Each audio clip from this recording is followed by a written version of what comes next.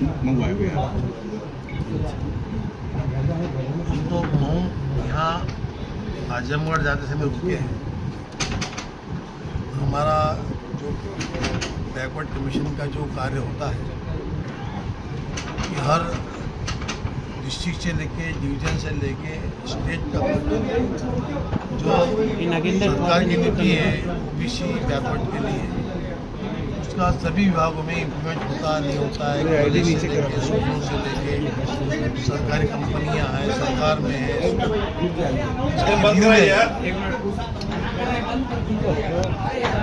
वाराणसी में रिव्यू लिया, वहाँ पे BHU में हम वहाँ के अधिकारी बुलाए थे, विभाग के भी ले लिए, कमिश्नर ऑफिस के बुलाए थे। और हम अभी आजमगढ़ जा रहे हैं। आजमगढ़ जाते समय में आजमगढ़ डिवीज़न का पूरा रिव्यू मीटिंग होगा। मऊ यहाँ रुकना पड़ा, हमारे युवा साथी है, शक्ति सिंह जी, विनोद भाई है, मौला जी, सभी लोगों का आग्रह था कि जाते समय रुक जाइए, तो हम रुके। इसके पूर्व में मऊ आया था, मऊ चुनाव में आया था, तब मैं ओबीसी मोर्चा का राष्ट्रीय उपाध्यक्ष के रूप में यहाँ का प्रभारी के रूप में काम भी किया हूँ। नरेंद्र भाई IDP अभी ऐसा है कि हम आज की सरकार की जो नीति है, प्रधानमंत्री नरेंद्र मोदी जी के कार्यकाल में जो ओबीसी कमीशन को, नेशनल बैकवर्ड कमीशन को जो अभी बहुत बड़े अधिकार मिले हैं, संवैधानिक दर्जा मिला है। हर जगह पे जो सरकार की नीति है 27% आरक्षण मिलना चाहिए, नौकरियों में बिजनेस प्रमोशन है, स्कूल में है, कॉलेज में है, मेडिकल कॉलेज में भी अभी का कोटा मिलता है। सब लेते हम घूम रहे हैं। तो अभी बैकवर्ड देश में 50% से अधिक है और उन्हें पहली बार न्याय मिल रहा है, उनकी सुनी जा रही है।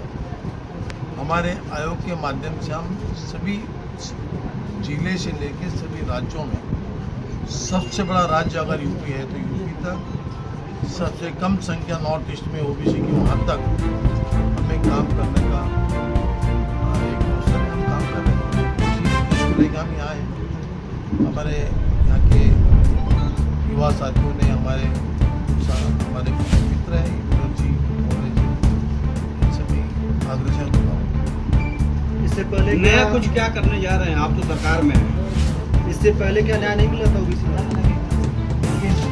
न्याय हुआ ये मेरी भावना नहीं है, न्याय नहीं मिला ये भावना, लेकिन अधिक से अधिक इससे अच्छा काम ये मंडल आयोग के स्वीकार करने के बाद यहाँ पर ओबीसी के आरक्षण की बात चली। लेकिन जिस तरीके से SC/ST कमीशन बने देश में, उन्हें संवैधानिक दर्जा मिला, कॉन्स्टिट्यूशनल अधिकार मिले, वही अधिकार ओबीसी कमीशन को नहीं मिले थे। ये बनना है, लिखा हुआ है। 93 में कोर्ट के निर्देश के बाद में तत्कालीन सरकारों ने ओबीसी कमीशन बनाया, लेकिन जो अधिकार चाहिए थे, इसको हम ये कह सकते हैं बिना दाद का एक अधिकार था, कुछ कर नहीं सकते थे, लेबल लगा था, एक ओबीसी कमीशन है। अब क्या हुआ कि 2018 में अधिकार मिलने से आपको मैं बताना चाहता हूँ कि अभी सारा इम्प्लीमेंट हो रहा है। आयोग को अधिकार है, हम निर्देश दे सकते हैं, अभी हम सिफारिश नहीं करते, हम निर्देश देते हैं, काम करवा लेते हैं। तो इसलिए न्याय अब मिल रहा है। पहले ऑल इंडिया कोटा नहीं था मेडिकल कॉलेज में, सैनिक स्कूल में नहीं था, नवोदय में, केंद्रीय विद्यालय में कोटा नहीं मिलता, उच्च शिक्षा में कोटा नहीं मिलता था, ऑल इंडिया कोटा। ये सरकार ने जो अधिकार दिए तब से मिलने लगा है। सरकार में आज की सरकार में इतना अंतर जरूर है और आयोग को अधिकार मिलने से काम ठीक से करना आ रहा है। हम कोशिश कर रहे हैं इसका इम्प्लीमेंट करवा लें, कहीं अन्याय ना हो। जनगणना का सरकार ने निर्णय लिया है, सरकार निर्णय लेगी, वही काम चलता रहेगा। मैं इसके पूर्व में मैं सांसद रहा हूँ 4 बार, मंत्री भी रहा हूँ, देखिए मेरे समक्ष पुरानी सरकार ने ओबीसी जनगणना का निर्णय लिया था 2010-11 में, लेकिन जनगणना नहीं हुई। लोगों के साथ में वहाँ पर जनगणना का जो प्रोफार्मा बना तो सही नहीं बना था, तो उसमें वो अधूरा रह गया काम। अब सही काम हो। अध्यक्ष जी, कुछ जातियों को पिछड़े वर्ग से अलग करने की मांग हो रही है, इसके संबंध में आपका क्या? देखिए ये सतत प्रक्रिया है, ये बात समझ लो आप लोग। मैं बड़ी प्रेस के माध्यम से कह रहा हूँ कि SC/ST जातियाँ जो जोड़ी गई है, उस समय ओबीसी कमीशन नहीं था, ओबीसी आरक्षण नहीं था। लेकिन जब ओबीसी आरक्षण बना मंडल आयोग के बाद में, या इंदिरा साहनी के केस में कोर्ट ने निर्णय दिया, सुप्रीम कोर्ट ने, तो इसमें एक प्रावधान है कि कुछ जातियां अगर प्रगत हो जाती है, अगर उसका सर्वे करने के बाद में उन्हें आरक्षण से हटाया जा सकता है, ये नियम है। लेकिन ओबीसी में एक अलग बात है, SC/ST में जो चीज़ नहीं वो ओबीसी में है कि आर्थिक स्थिति के ऊपर में हम नॉन क्रिमिलियर बनने के बाद ही आरक्षण मिलता है, ये SC/ST में नहीं है। ये दो बातें हैं, अंतर है। तो ये प्रक्रिया है। मैं ये नहीं कहता कि किसी जाति को निकालो, सर्वे के बाद ही निकाला जाता है। कि वो जाति में प्रगति हो गई है, प्रगत हो गया है, कोई कलेक्टर बन रहे, SP बन रहे, IPS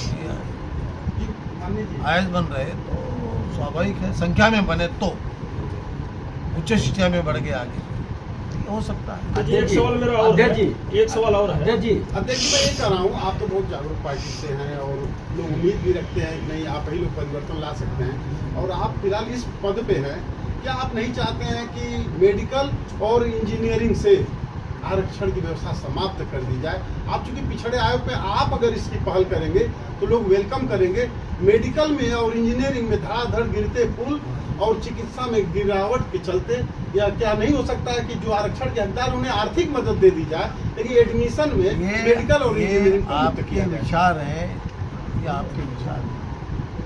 मैं कमीशन के चेयरपर्सन के रूप में मैं आपकी बातें सुन सकता हूँ, लेकिन आपके विचारों से मेरा सहमत होना असहमत होना ये विचार ये करने मेरा उचित नहीं। हाँ, आपके साथ में ये बात बोलने के अध्यक्ष जी, देश में ओबीसी में उनकी हिस्सेदारी की वकालत कुछ करेंगे कि उनको उसी हिसाब से वकालत किया जाए, राजनीति में उनकी हिस्सेदारी उतनी हो? इसने तो दी है ना 20 लागू कब होगा? 11 साल से आपकी पार्टी, आपका सरकार है, महिलाओं का आरक्षण नहीं लागू हुआ। आरक्षण तो दिया है ना भाई, संवैधानिक स्तर देके अभी आरक्षण में इम्प्लीमेंट करने का अधिकार दिए है, दे तो रहा है। और उस हिसाब से टिकट कहाँ दे रहा है भाजपा?